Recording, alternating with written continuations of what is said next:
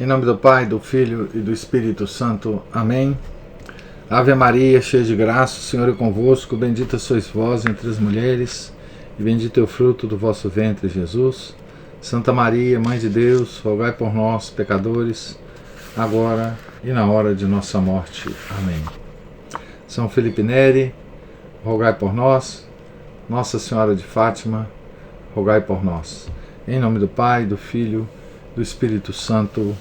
Amém. Bom dia a todos. Nós começamos hoje a leitura da biografia, vamos dizer assim, biografia de São Tomás de Aquino, escrita por Chesterton. Eu vou pedir a licença a vocês para ler o prefácio dessa edição, que foi feito por mim. Eu também fui tradutor dessa obra, porque, embora não seja que o Chesterton que está escrevendo nesse pequeno prefácio aqui que eu fiz, ele conta uma história muito interessante aqui, né? História inclusive da própria obra do Chesterton, do impacto que essa obra teve, né, quando ela foi publicada. Então eu acho que há aqui uma historinha interessante para quem for ler a obra entender desse livro, do próprio Chesterton. Aqui eu falo um pouquinho também dele pessoalmente. Enfim, acho que vale talvez a leitura disso aqui. Então, o prefácio é na página 7, né? Começa assim: a obra de Chesterton inclui vários gêneros literários e centenas de volumes. Mostra duas facetas do escritor que o caracterizam como a nenhum outro: o intelectual e o jornalista. No estado de degradação cultural em que vivemos, dizer que alguém é intelectual é quase sempre uma desqualificação. Os verdadeiros intelectuais estão desaparecendo da face da terra, substituídos pela inteligentícia, um arremedo de intelectualidade falante, arrogante, pedante e ignorante. Há estudos sérios sobre o desaparecimento do intelectual no mundo moderno, e mesmo Chesterton já havia detectado esse fenômeno em seu tempo. O jornalismo não é mais uma vocação, mas uma profissão. Aqui é muito interessante isso, né? Porque o mundo moderno, a modernidade, ela trocou, né? Vocação por profissão, né? Então as pessoas hoje elas não respeitam mais, né, a vocação e procuram normalmente uma profissão, né? E eu lembro uma vez que alguém me pediu para fazer uma entrevista. Vieram até aqui em casa me entrevistar. Eram umas pessoas aqui de Belo Horizonte mesmo, estavam montando um site de orientação vocacional, né? E eles então vieram aqui em casa por conta do meu trabalho na universidade e sobretudo como coordenador do vestibular da UFMG, enfim, falar um pouco sobre isso. E eu falei muito nessa entrevista, que o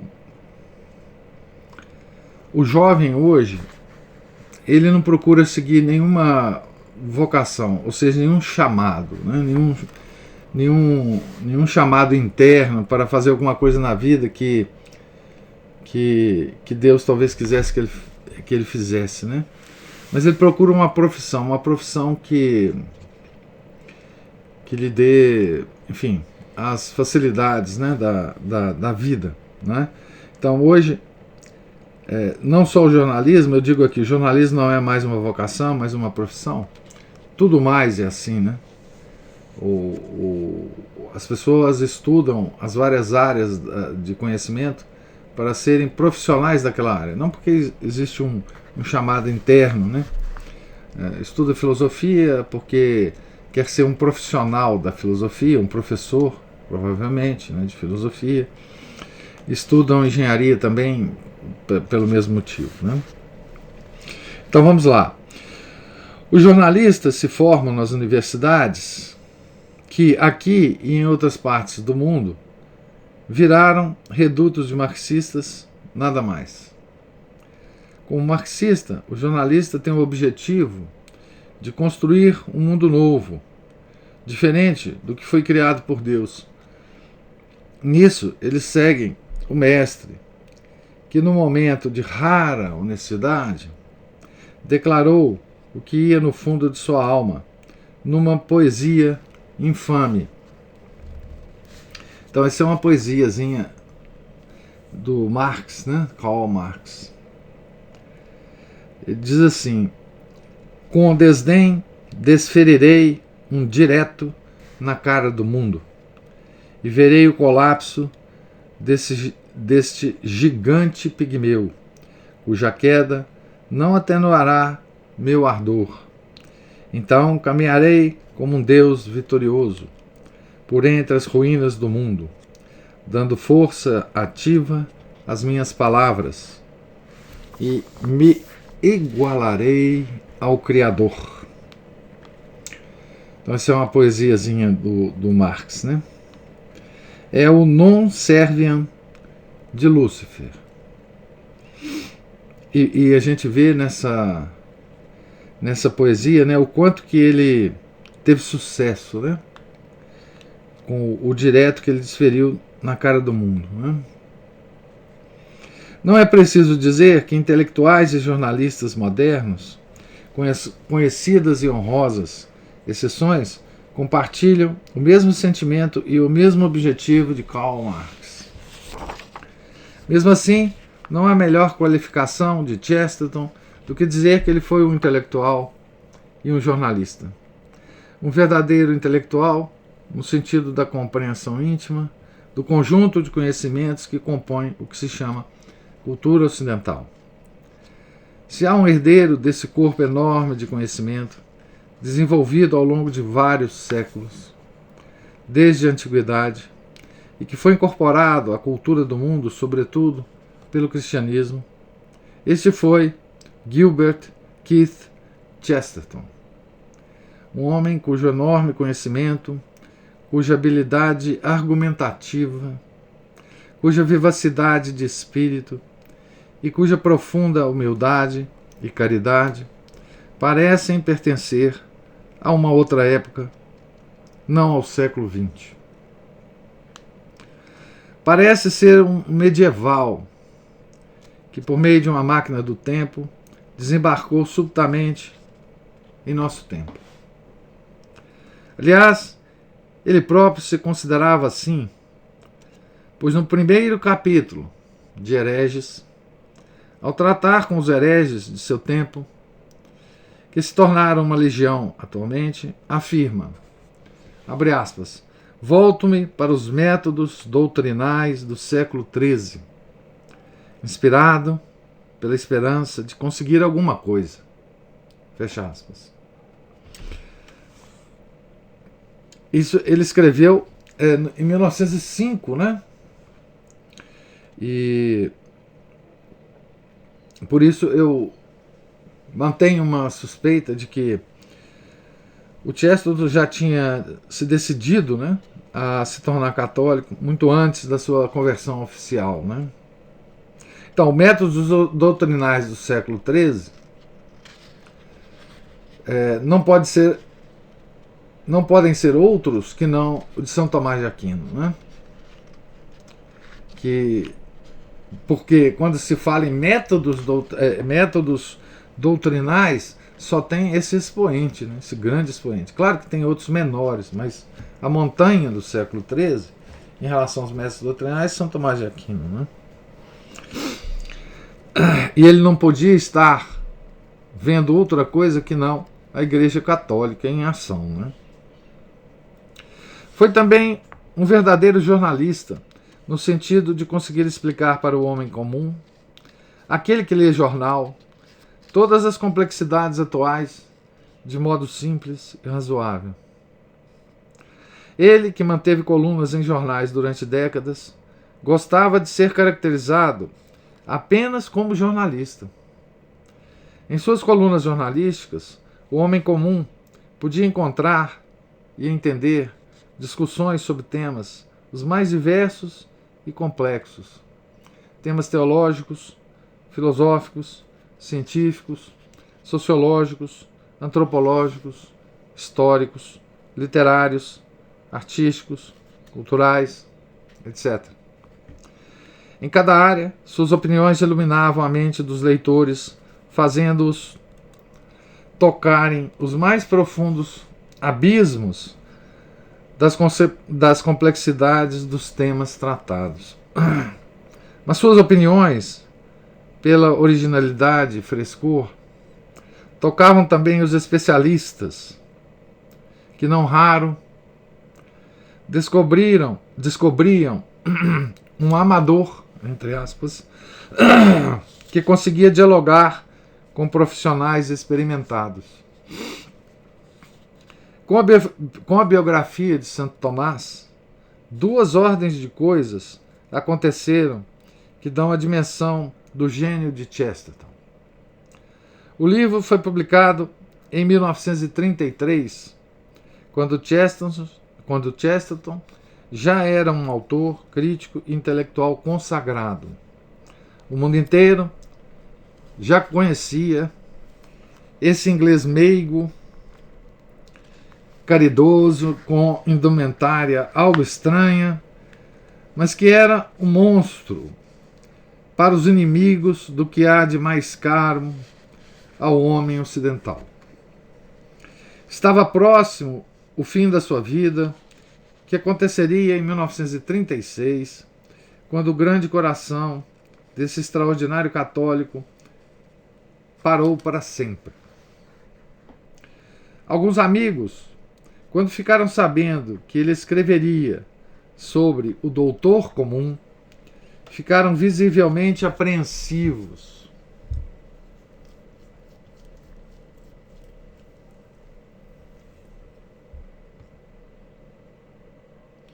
Uma curiosa descrição dessa apreensão aparece em sua biografia, escrita por sua amiga, biógrafa e editora Maze Ward. Diz a autora, abre aspas, quando ficamos sabendo que Gilbert estava escrevendo um livro sobre Santo Tomás e que poderiam ser nossos os direitos de publicação nos Estados Unidos, meu marido sentiu um leve tremor de apreensão. Será que, pela primeira vez, Chesterton estaria aceitando uma tarefa além da sua capacidade? Um volume enorme de pesquisas fora gerado recentemente acerca de Santo Tomás por especialistas de alto nível que dificilmente ele teria lido integralmente. O que teria ficado muito claro se soubéssemos o que Dorothy Collins, secretária de Chesterton, a quem ele ditava seus textos, nos contou depois sobre como foi a escrita do livro. Fecha aspas. Que é uma descrição da Maze, né? Ward. na biografia, na melhor biografia que eu conheço de Chesterton. O que Dorothy Collins contou a Maisie Ward é realmente extraordinário. Primeiramente, que ele ditou rapidamente metade do livro a Collins, sem consultar nenhuma autoridade no assunto. Nesse ponto, ele disse a Collins, abre aspas, quero que a senhora vá a Londres e compre alguns livros, fecha aspas. Ela pergunta, que livros? Ele responde, não sei. Aconselhando-se com o padre O'Connor, que vai depois converter, não o padre, mas ele vai dar a primeira comunhão ao Chester, né? Collins compra uma lista de livros clássicos e também os mais recentes sobre o assunto. Ele passou os olhos nos livros, muito rapidamente, e depois ditou o restante do livro. É preciso dizer que os estudos tomistas naquela época estavam muito desenvolvidos. Isso se deveu a uma encíclica de Leão XIII, de 1879, a Aeterni Patris. Veja, a encíclica é de 1879. O Chester nasceu em 1874. Então, quando o Leão XIII escreveu, ele tinha 5 anos, né? A encíclica tem um subtítulo que explica seus objetivos sobre o restabelecimento nas escolas católicas da filosofia cristã segundo o espírito angélico de Santo Tomás de Aquino. Pois bem, esse era o objetivo do Leão XIII, né? De voltar a igreja para Santo Tomás, né? Ela já tinha se afastado muito de Santo Tomás, né? Visivelmente, né? Não tem dúvida nenhuma disso. Etienne Gilson, de quem ainda se falará abaixo, em sua autobiografia intelectual, o filósofo e a teologia, deixa claro o quanto essa encíclica foi importante para o interesse renovado na filosofia e teologia de Tomás de Aquino. A dúvida dos amigos de Chesterton era muito razoável, pois muita coisa estava surgindo sobre o assunto, inclusive pela pena de Gilson. Seria Chesterton capaz de apreender a essência do tomismo? Os leitores terão suas próprias opiniões, mas permita-me antes citar 2 fatos que mostram a opinião de especialistas. Especialistas ao modo antigo, né? Não os especialistas modernos, né? Os especialistas, de fato, os estudiosos que entendiam dos assuntos, né? O primeiro deles, mais conhecido, o primeiro dos fatos, né, mais conhecidos, envolve Etienne Gilson. O depoimento de Gilson aparece primeiramente em Chesterton as Seen by His Contemporaries, de Cyril Clemens. Esse livro é Chesterton como visto pelos seus contemporâneos, né? Originalmente publicado em 1939, 3 anos depois da morte de Chesterton, né? Diz Gilson sobre o livro de Chesterton. Então aqui nós vamos ver uma opinião de um especialista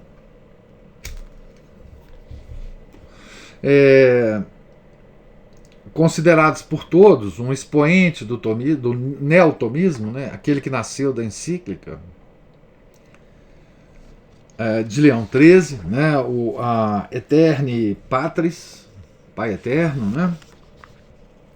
Então vamos ver o que ele diz, né? Diz assim: considero, sem comparação alguma, que é o melhor livro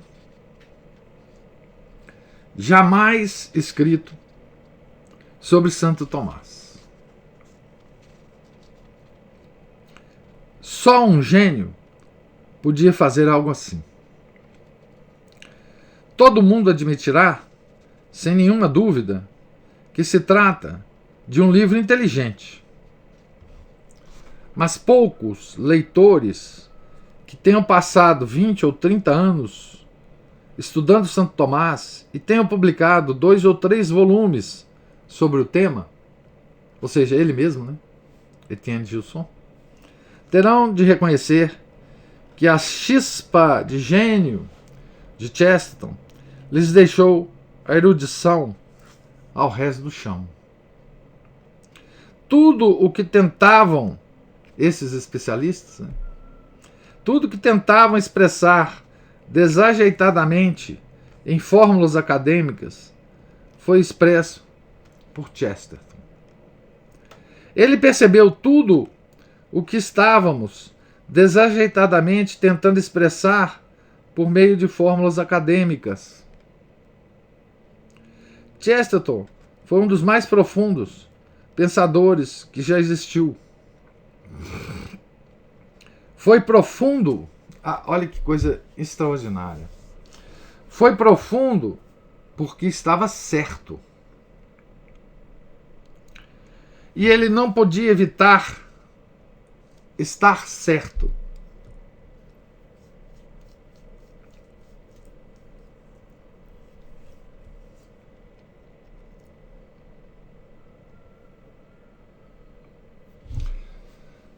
Mas não podia evitar também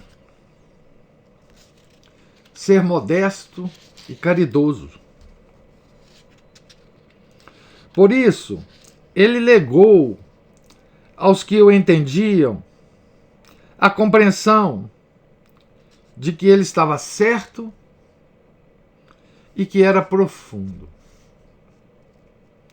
Aos outros, ele escondeu sua profundidade em sua espirituosidade. Isso é tudo o que podem entender.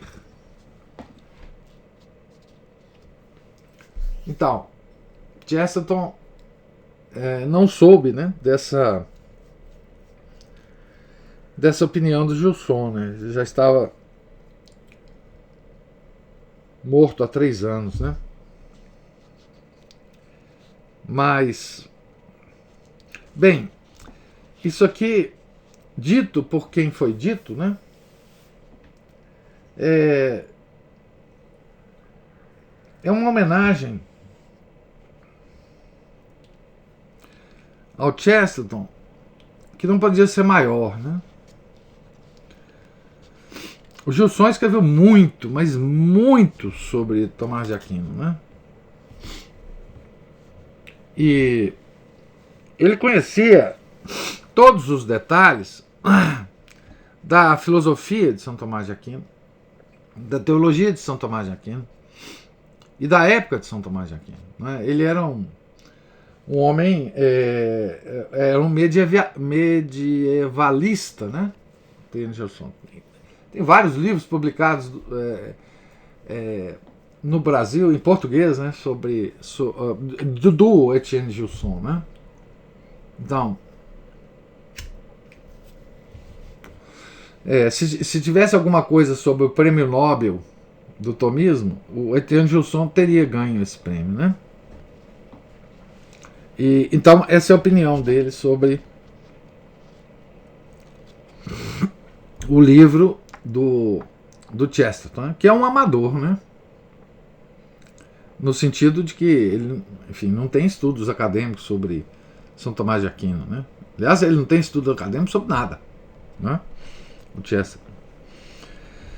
Para compreender a importância de tal depoimento, é preciso entender que Gilson publicara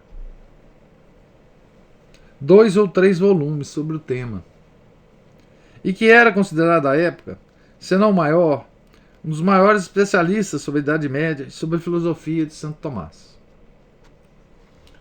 Eis então um jornalista, amador em assuntos filosóficos, como em todos os outros, que coloca ao resto do chão a erudição dos especialistas. Quem conhece a obra puramente jornalística do gênio inglês não pode deixar de perceber o estilo jornalístico chestertoniano da biografia de Santo Tomás. Ele escreveu o livro como se fosse uma coletânea de artigos de jornal, ao estilo dos que escreveu, por exemplo, por 30 anos, no Illustrated London News. A mesma profundidade, a mesma espirituosidade, a mesma modéstia, a mesma caridade. O segundo fato, este pouco conhecido e talvez mais importante, sobre a reação à publicação deste livro, se relaciona à própria ordem dos dominicanos, onde brilhou o gênio e a santidade de Santo Tomás. Depois da publicação do livro de Chesterton, o padre Gillet, mestre-geral da Ordem dos Dominicanos, baseava nele suas aulas e palestras para seus frades. Ou seja, a Ordem Monástica de Santo Tomás adotou o livro de Chesterton como biografia básica sobre o grande santo dominicano e suas ideias. Esses são os dois fatos, né, mais impressionantes sobre esse livro, né? O depoimento de Gilson e essa adoção do livro,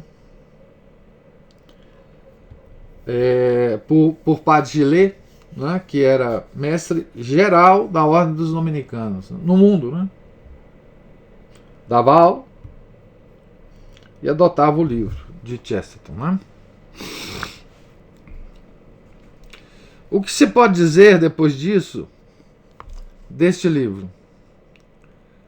Qualquer prefaciador de tal obra devia se calar diante de tais fatos, devia se recolher diante da grandeza da obra que se encontra na mão dos leitores. Mas talvez 2 ou 3 coisas poderiam ser ditas ainda sobre esta biografia. Coisas talvez laterais, acessórias, se é que há aqui algo que possa ser considerado acessório. Uma coisa une todas as biografias que Chesterton escreveu, além de serem todas, de um modo ou outro, consideradas obras-primas, não só por leitores comuns, mas por especialistas. A biografia do poeta Robert Browning lhe valeu o convite para assumir a cátedra de literatura da então recém-criada Universidade de Birmingham. A biografia de Charles Dickens, saudada pela própria filha de Dickens. Reações semelhantes surgiram com as biografias de Stevenson, Tolstói, Chaucer e São Francisco de Assis. Nós acabamos de ler, né? O que as une todas é a inserção do biografado no pano de fundo de seu tempo. A obra surge como um quadro em que a figura central, embora em destaque, não pode ser percebida em sua inteireza sem toda a cena que a envolve. A cena a envolve e, ao mesmo tempo, é também construída por ela, como a cena de um pintor ajudando a pintar o próprio quadro. Quem quiser ter uma ideia da Idade Média, da vida medieval, do homem medieval, das ideias medievais, das grandes questões medievais, pode ler, por exemplo, 3 biografias de Chesterton. A de São Francisco de Assis, a de Chaucer e esta, de Santo Tomás. Além da vida e obra do biografado, o leitor sairá com uma clara ideia de toda a Idade Média. É o melhor antídoto contra todas as mentiras que nos contam sobre o período. A isso chamo, muito insuficientemente, de coisas laterais.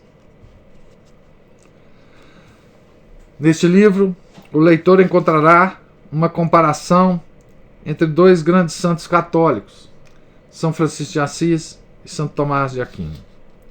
Apenas essa comparação já valeria a leitura do livro, pois não existem dois santos tão diferentes. Mas há ainda uma comparação entre Santo Tomás e São Luís, que, embora mais modesta, mostra como a santidade é algo tão profundo e, ao mesmo tempo, tão diverso.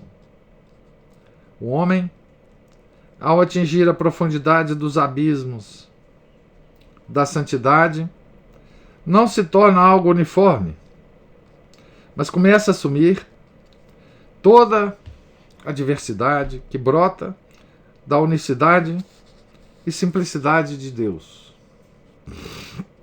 Ao seu modo, mostra sempre uma faceta diversa da mesma e eterna fonte de que brota todos os santos. Para expressar isso, ninguém melhor que Chesterton. Esse livro contém ainda mais. Os leitores entenderão como a heresia do maniqueísmo atacou a Igreja por séculos e ainda a ataca, e como Santo Tomás direcionou suas energias na defesa da esposa de Cristo. Como, para este fim, Santo Tomás se serviu de um filósofo pagão, Aristóteles, para lutar contra as influências deletérias dos seguidores de seu mestre, Platão. Entenderão também como agem os inimigos externos da Igreja e também os internos. Como os agostinianos lutaram encarniçadamente contra as ideias de Santo Tomás e por quais razões. No meio de tudo isso, Chesterton se serve da história para fazer Santo Tomás dialogar com os maniqueístas e hereges modernos. Ele responde, em nome do santo, a todos os ditos intelectuais modernos, que são os herdeiros do maniqueísmo, servindo-se tão somente das principais ideias do tomismo, na sua forma mais simples, mais crua, mais essencial. Vemos aqui um inglês, em pleno século XX, vestindo a roupagem de um cavaleiro medieval, empunhando as armas de Santo Tomás, a desferir golpes e mais golpes nos intelectuais modernos. Dá muito gosto de assistir a essa batalha. Este livro poderia ter muitos títulos, além do título singelo que lhe deu Chesterton. Talvez o melhor título alternativo seja A Essência do Tomismo. Isso porque este livro é, entre outras coisas, a melhor introdução à filosofia de Santo Tomás de Aquino. Todos os interessados na filosofia do santo, a filosofia do senso comum, na expressão de Chesterton, devem mergulhar no livro. Desse mergulho, os leitores sairão com muito mais que uma introdução ao pensamento de um santo. Sairão com a compreensão do que seja santidade, do que seja sanidade. Então, vocês me desculpem começar o texto com um texto que não é do Chesterton, mas eu acho que pelo menos dá uma ideia para vocês dessas historinhas interessantes, né? Sobre Chesterton. E para terminar, eu vou ler só a nota introdutória, que é duas páginas praticamente, e aí a gente discute um pouco a leitura. Então, aqui é uma nota introdutória que apareceu do próprio punho do Chesterton, né? Que ele resolveu introduzir aqui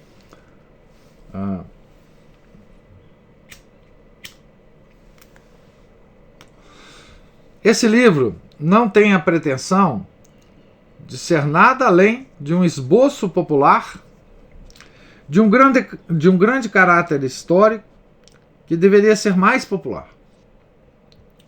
Seu objetivo será atingido se estimular aqueles que sequer ouviram falar de Santo Tomás de Aquino a ler mais sobre ele em melhores livros.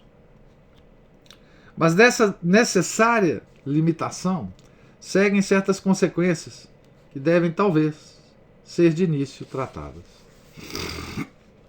Em primeiro lugar, a história é contada de maneira ampla para aqueles que não praticam a mesma religião de Santo Tomás. Vocês vejam que é um pouco o mesmo objetivo da biografia de São Francisco. Ele está fazendo apologética católica, né?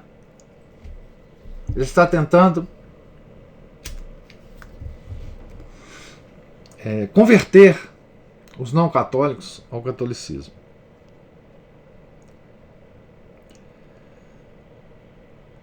Então, em primeiro lugar, a história é contada de maneira ampla para aqueles que não praticam a mesma religião de Santo Tomás e que podem estar interessados nele, como eu poderia estar interessado em Confúcio ou Maomé. Todavia, a própria necessidade de apresentar um esboço nítido envolve distingui-lo de outros esboços de ideias, daqueles que pensam diferentemente. Se escrevo uma descrição de Nelson foi uma grande personalidade inglesa, né, Lord Nelson. Aqui tem uma nota explicativa.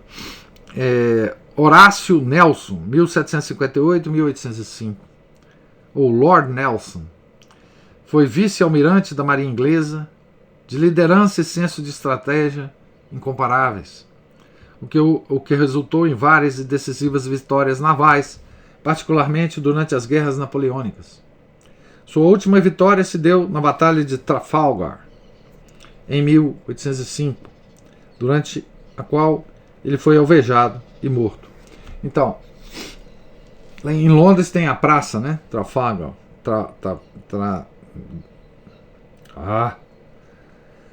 Trafalgar, né? E no centro da praça tem uma estátua, né, do Lord Nelson. Então, voltando aqui ao texto do Chesterton, se escrevo uma descrição de Nelson para estrangeiros, posso ter de explicar de modo elaborado muitas coisas que todo inglês sabe e possivelmente omitir por brevidade muitos detalhes que muitos ingleses gostariam de saber. Mas, por outro lado, seria difícil escrever uma narrativa vívida e tocante acerca de Nelson e, ao mesmo tempo, ocultar o fato de que ele lutou contra a França. Seria fútil escrever um esboço biográfico de Santo Tomás e ocultar o fato de que ele lutou contra os hereges. E, contudo, o próprio fato pode prejudicar o propósito para o qual ele é empregado. Posso apenas expressar minha esperança, na verdade, confiança, que aqueles que me julgam um herege dificilmente me censurarão por expressar minhas próprias convicções e certamente por expressar as convicções de meu herói. Muitos que me julgam um herege, né? Eram os companheiros dele lá, os anglicanos, né? Porque ele se converteu da igreja anglicana. Há apenas um detalhe sobre o qual tal questão afeta essa narrativa. É a convicção, que expressei uma ou duas vezes no curso dela, de que a cisma do século XVI era realmente uma revolta atrasada dos pessimistas do século XIII. Ele está ligando aqui a revolta de Lutero ao século XIII, aos pessimistas. Ele está certíssimo de fazer essa ligação. Foi um efeito colateral do velho puritanismo agostiniano contra o liberalismo aristotélico. Sem isso, não poderia colocar minha figura histórica na história. Mas o objetivo é um esboço preliminar de uma figura numa paisagem, não uma paisagem com figuras. Em segundo lugar, em simplificações como esta, dificilmente consigo falar muito sobre o filósofo, além do fato de que ele tinha uma filosofia. Pude apenas, por assim dizer, apresentar amostras de sua filosofia. Por fim, é praticamente impossível tratar adequadamente da teologia. Uma senhora, minha conhecida, começou a ler um livro comentado de trechos da obra de Santo Tomás por um capítulo com o título inocente A Simplicidade de Deus. Ela então abandonou o livro com um suspiro e disse: bem, se essa é a sua simplicidade, sua de Deus, né? Imagino como será a sua complexidade. Com todo respeito por esse excelente comentário tomista, não tenho o menor desejo de que esse livro seja abandonado logo no primeiro relance, com um suspiro similar. Considero que essa biografia é uma introdução à filosofia, e que a filosofia é uma introdução à teologia, e que consigo apenas levar o leitor até o limiar do primeiro estágio da história. Em terceiro lugar, não considerei necessário tomar nota daqueles críticos que de tempos em tempos desesperadamente jogam para a plateia, reimprimindo parágrafos da demonologia medieval, na esperança de horrorizar o público moderno, simplesmente pelo uso de uma linguagem pouco familiar. Considerei que os homens instruídos naturalmente soubessem que Santo Tomás de Aquino e todos os seus contemporâneos e todos os seus oponentes, por séculos depois, acreditavam em demônios e fatos similares, mas não achei que esses fatos fossem dignos de nota, pela simples razão de que não auxiliam destacar ou distinguir o retrato. Em tudo isso, não há nenhum desacordo entre os teólogos protestantes e católicos, por todas as centenas de anos durante as quais houve alguma teologia. E Santo Tomás não é notável por ter tais pontos de vista, exceto por tê-los moderadamente. Não discuti tais questões, não porque tenho qualquer razão para ocultá-las, mas porque não afetam a única pessoa que tem a responsabilidade de revelar. Não há espaço mesmo, deste modo simplificado, para tal figura em tal moldura. Essa é a introdução que ele faz ao livro, né, que nós começaremos de fato a ler amanhã. E eu queria fazer apenas um comentário aqui com vocês, um comentário que vem a propósito daquela citação de Etienne Gilson sobre o livro do Chesterton, né? Que eu acho que tem conexão com outros comentários que a gente fez sobre a humildade, né? O Etienne Gilson, ele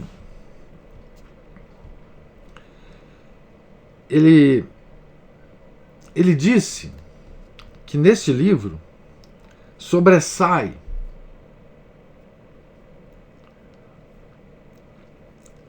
a modéstia e a caridade de Chesterton. Como isso é possível? Não é? Como é possível um intelectual da cepa de Chesterton, ao escrever um livro, ele possa demonstrar modéstia, portanto, humildade e caridade, né? Como isso é possível? Né? A gente tem uma ideia de humildade muito corrompida, né? Nos tempos atuais. Extremamente corrompida. Não é? Mas o Etienne Gilson dá uma dica para nós, né? Quer dizer, ele escreve um livro em que ele esconde todo o seu monstruoso conhecimento. Ou seja, por humildade, ele esconde. Mas o que ele quer de fato é ser caridoso com as pessoas. O Etienne mata a charada aqui. Ele fala assim: mas não podia evitar também ser modesto e caridoso, e por isso ele legou aos que o entendiam a compreensão de que ele estava certo e que era profundo. Aos outros, a nós, né?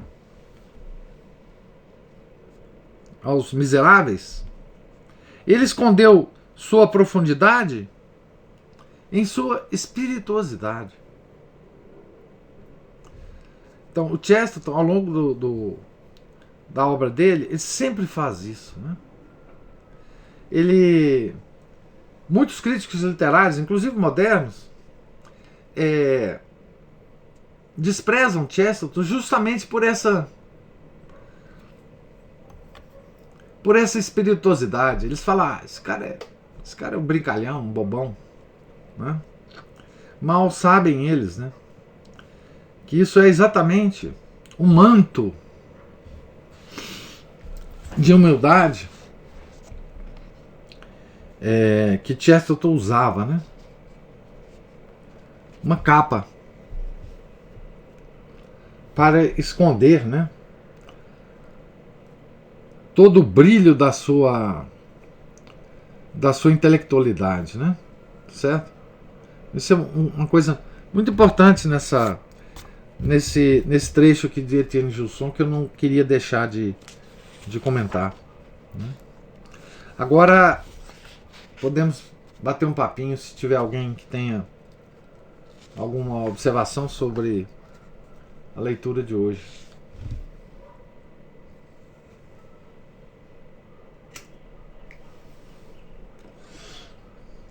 Professor, aquele Chaucer que o senhor cita aí na introdução é o dos cantos da Contos da Cantuária? Isso. É esse autor? É.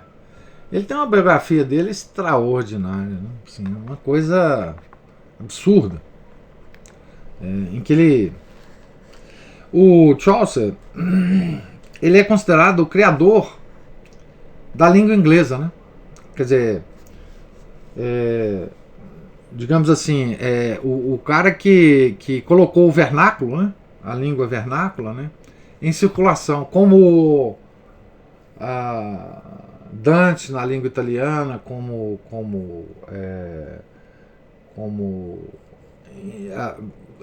Lutero com o alemão, né? Calvino com o francês. O criador de uma língua, né? No sentido de usar a língua inglesa, por exemplo, no caso do Chaucer, né?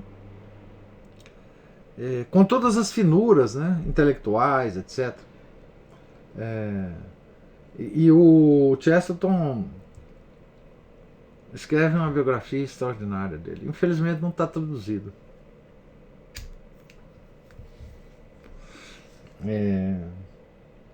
Mas o Chaucer é esse mesmo. Que eu, aliás, eu recomendo muito a leitura desse livro, Os Contos da Cantuária. Canterbury. A minha próxima pergunta: por que o senhor recomenda tanto a leitura desse livro? Porque esse cara, esse livro é muito interessante, gente. Pelo seguinte, A história é muito simples, né? Uma turma de peregrinos que vão ao túmulo de São Tomás Becket. Então eles estão a caminho. E eles se encontram todos numa estalagem, pernoitam nessa estalagem, e os personagens do livro se encontram todos nessa estalagem. E nessa estalagem tem um peregrino muito rico, e ele faz o seguinte desafio para os peregrinos, né? Enquanto eles vão caminhando, né? Ele fala que ele tinha um cavalo muito bonito com ele, e ele fala que ele daria de presente esse cavalo para quem contasse a melhor história. Então, quando ele chegasse ao túmulo de São Tomás Becket, ele faria uma escolha da melhor história dos peregrinos.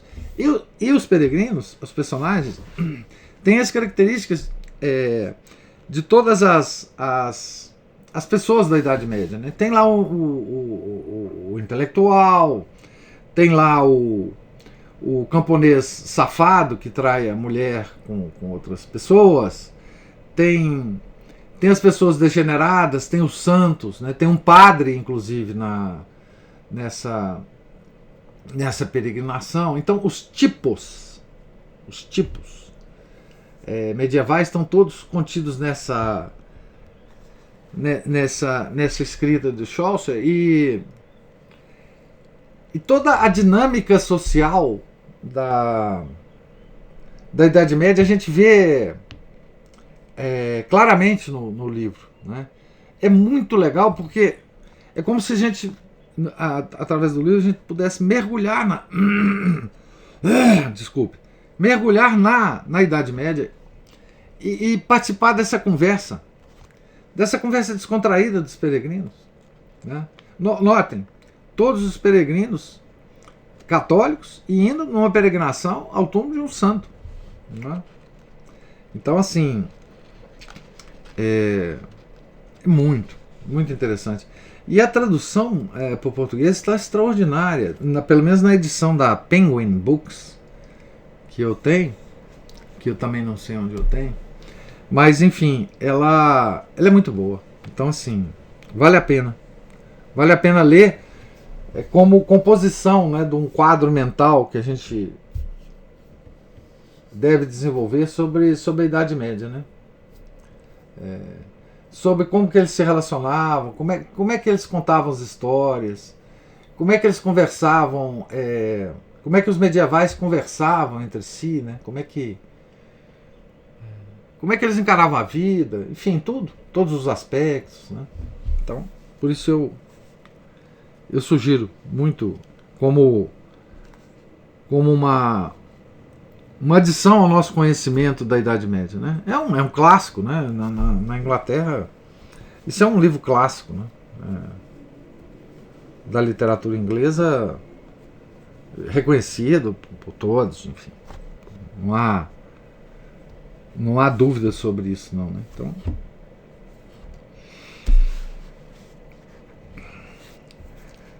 Então, alguma outra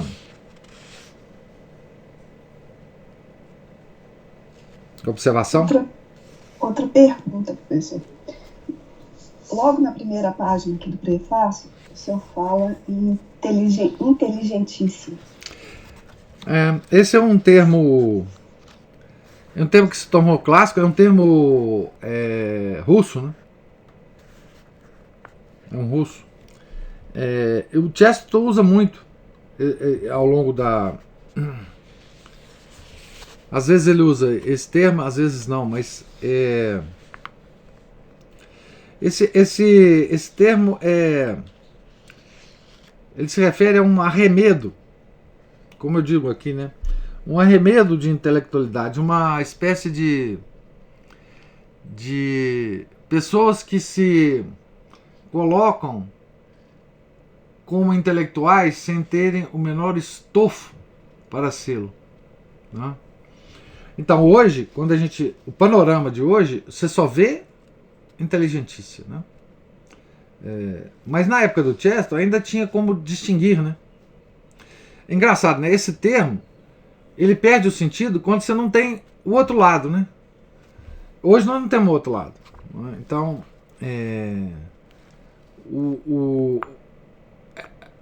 quando você tem verdadeiros intelectuais e esses arremedos de intelectuais, você pode fazer uma distinção por uma palavra, né? Esses são membros da inteligentícia. Mas hoje não tem mais o lado verdadeiramente intelectual. Então, todo mundo é inteligentícia, né? Embora todo mundo se chamem a si mesmos de intelectual, né? E hoje está tendo uma degradação, né, desse termo, que não é a coisa moderna, né?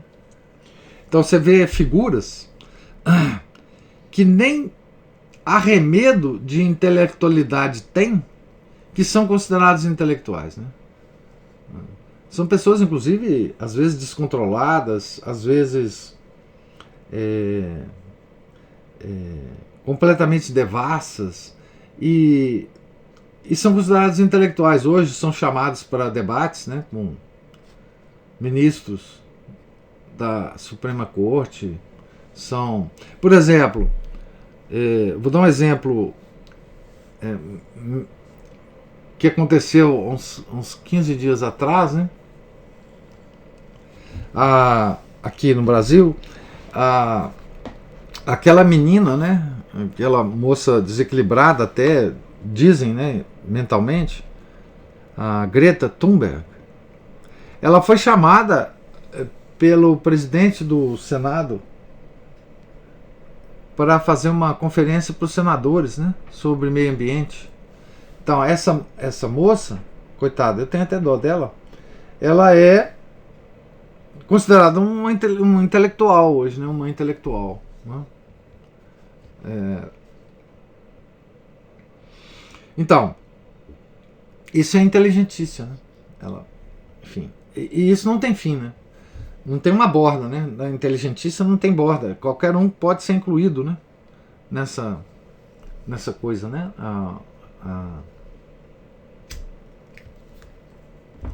Então esse é o termo a que se refere isso aqui, né? Que tinha um certo sentido antigamente. Não é? Por exemplo, a gente poderia resumir assim num afã de dar opiniões? Sabe, opinadores sempre existiram. Agora, na verdade, a inteligentice é aquele opinador que veste uma capa de intelectual. Mas essa capa, ela não existe.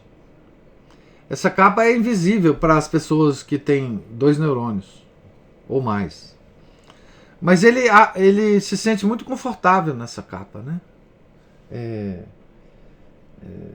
Bastante confortável. Esse tal falso intelectual, na verdade, ele sempre existiu na história da humanidade. Mas o fenômeno da multiplicação dele é que é moderno, não é? Na verdade, agora, na atualidade, nós vivemos o fim dos intelectuais, né? O fim de uma geração que poderia ser considerada intelectual. Quer você concorde ou discorde das ideias deles. Não é uma questão de concordar ou discordar, mas são pessoas que têm estudo, que têm vivência, que têm estatura para analisar qualquer problema intelectual ou algum problema intelectual, não é? A inteligentícia é só essa capa, é só essa postura. É como se fosse um artista imitando um intelectual. Um artista muito bom imitando um intelectual. Antigamente, esses artistas muito bons, imitando intelectuais, pelo menos do ponto de vista artístico, eles eram bons. Hoje nem isso. Então, a queda é muito grande, né? Então, essa palavra hoje perde até um pouco do sentido, né? Porque não tem outro lado para distinguir, né? Infelizmente. Quando eu digo que tem estudos sérios sobre o desaparecimento intelectual, é porque tem. Muitos. Tem um livro, eu não vou lembrar o título aqui, chama O Fim dos Intelectuais, The End of Intellectuals. Eu acho que esse é o título dele. É de um sociólogo americano. Não é o ópio dos intelectuais, não é ópio, não? Não. Não, é o chama o ópio dos intelectuais. Não, é o fim. Esse é um estudo sociológico que ele faz, muito interessante, baseado nos Estados Unidos, né? Como é que os intelectuais começaram a desaparecer nos Estados Unidos em torno da década de 40, de 50, né? Foi um fenômeno mundial, nos países pelo menos mais civilizados. Eles começaram a desaparecer. Aqui no Brasil durou um pouquinho, né? Mas eu diria que os intelectuais começaram a desaparecer na década de talvez 60, 70, né? E não é que hoje não haja, digamos assim, pessoas que estão sendo formadas para serem grandes intelectuais, né? Não é o Thomas Sowell, não. Thomas Sowell escreveu sobre isso também. Mas eu ainda... talvez eu ache esse livro aqui e depois comente com vocês. Mas esse fenômeno ele é de certa forma mundial, né? Então e essa perda da humanidade dos intelectuais é uma das consequências, né, das coisas que a gente vive. Vocês vejam, o Chesterton desapareceu na década de 30, né? E os intelectuais foram desaparecendo assim e não foram sendo formados outros, né, da mesma altura, né? Se você pega uma geração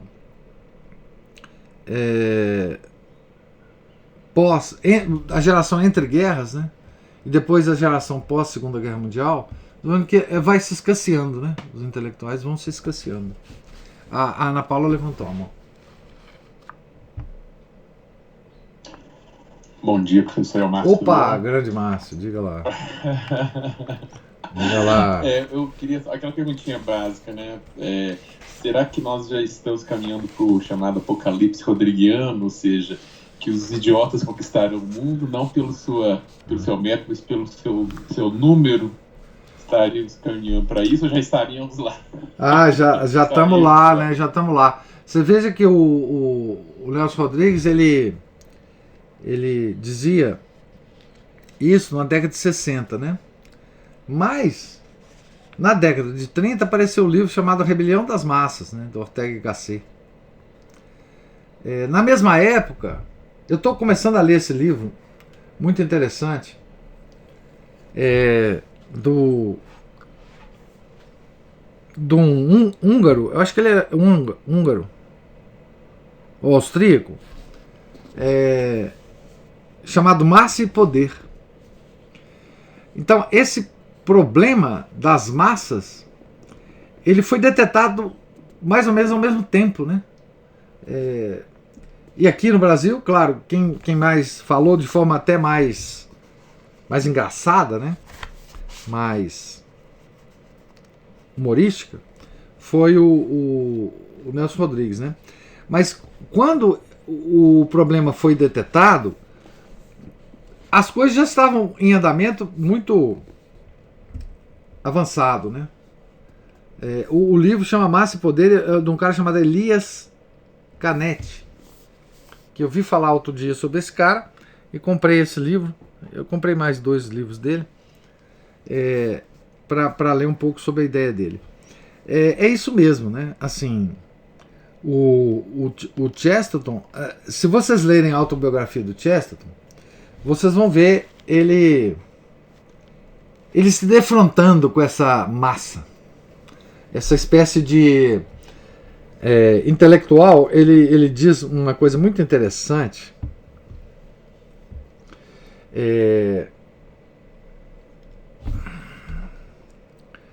Ai, meu Deus. Aonde que eu escrevi sobre isso? Se vocês me derem um minuto, eu acho que eu sei onde que eu escrevi sobre isso. Eu quero ler para vocês a...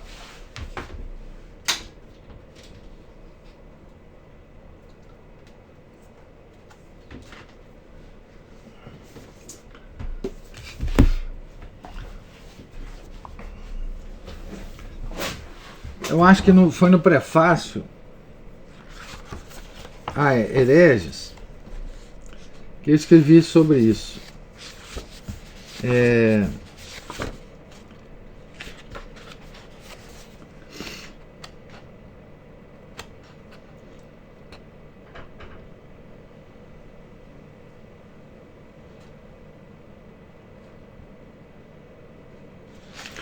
não sei mais nem se...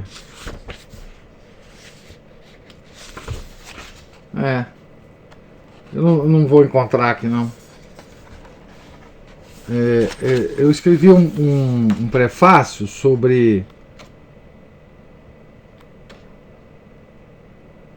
Chesterton. Deixa eu ver se eu cito de cabeça, porque ele dizia assim, que na época dele os intelectuais eram distinguidos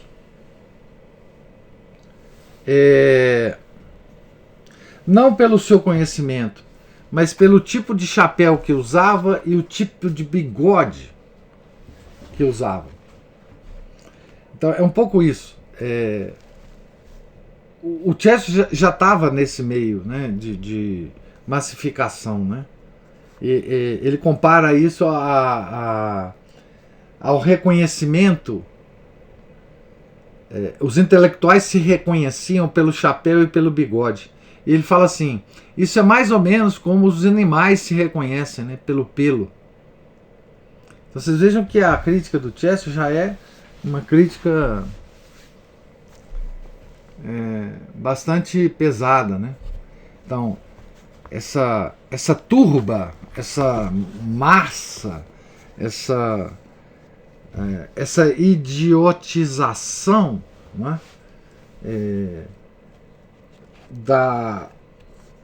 da cultura, ela é um fenômeno antigo, né, que foi evoluindo, né? E várias pessoas que estavam de olhos abertos detetaram isso, né? O grande Nelson no Brasil detetou isso na década de 60 de maneira magistral. É isso mesmo, o Márcio, é por aí.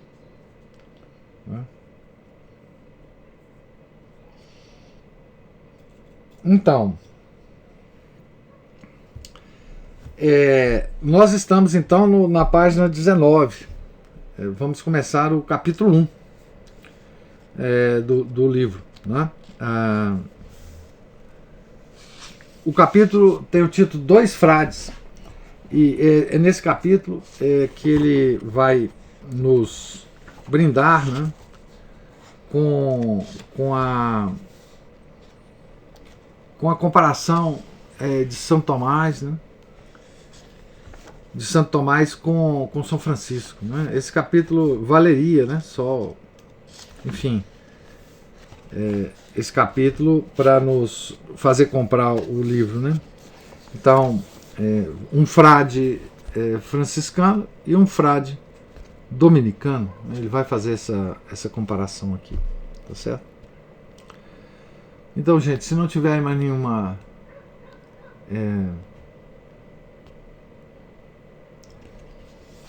observação ou pergunta, vamos terminar aqui. Deus lhes pague a presença, a paciência e a participação. Tenham todos uma santa semana, um santo dia.